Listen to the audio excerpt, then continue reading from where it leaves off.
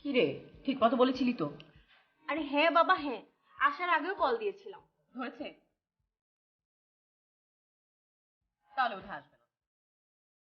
সময় জ্ঞান নেই, এরকম ইনসিনসিয়ার একটা ছেলে, মানে এই ধরনের ছেলেরা আসলে কেমন হয় সেটা আমি।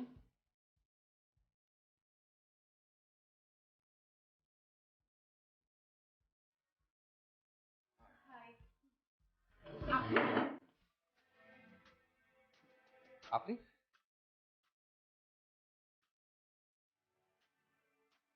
আমার বড় বোন, একমাত্র আদরের বড় বোন। কিন্তু আপনার আসতে এত দেরি হলো কেন? না মানে আমি আসলে একটা কাজে আটকে গিয়েছিলাম। বসুন না, দাঁড়িয়ে আছেন কেন? প্লিজ বসুন। বসবো মানে বসাটা কি ঠিক হবে? কেন? না মানে আরে বাবা, আপু আমার বড় বোন হলেও বন্ধুর মতো, বেস্ট ফ্রেন্ড। আপু তুমি বলো না, তুমি অনুমতি না দিলে তো উনি বসছেন না। হ্যাঁ হ্যাঁ, বসুন না।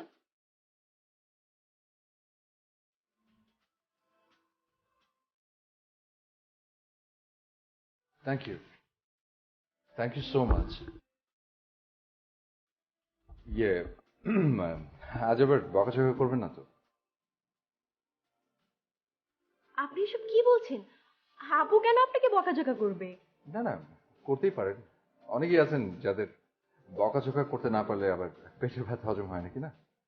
তো অ্যাটলিস্ট আজকের জন্য মাফ করে দেন প্লিজ। ওই আমি ডাকি কাউকে, ওয়েটার টোয়েটার কাউকে, ওদেরকে ঝাড়েন, তাহলে হয়তো আপনার একটু শান্তি হবে। আপনি কি পাগল হয়ে গেলেন নাকি? এসব কি বলছেন? তা অবশ্য একটু হয়েছে।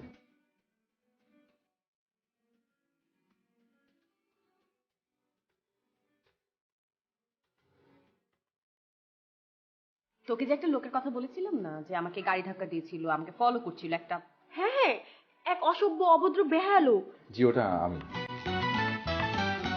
ও মাই গড। আমার মনে হয় আমরা কফি অর্ডার দিতে পারি। আপনি কি পছন্দ করবেন? যেটা আপনি দেবেন। আমার কোনো পছন্দ নেই। I have no choice. আচ্ছা ঠিক আছে, আমি অর্ডার করছি।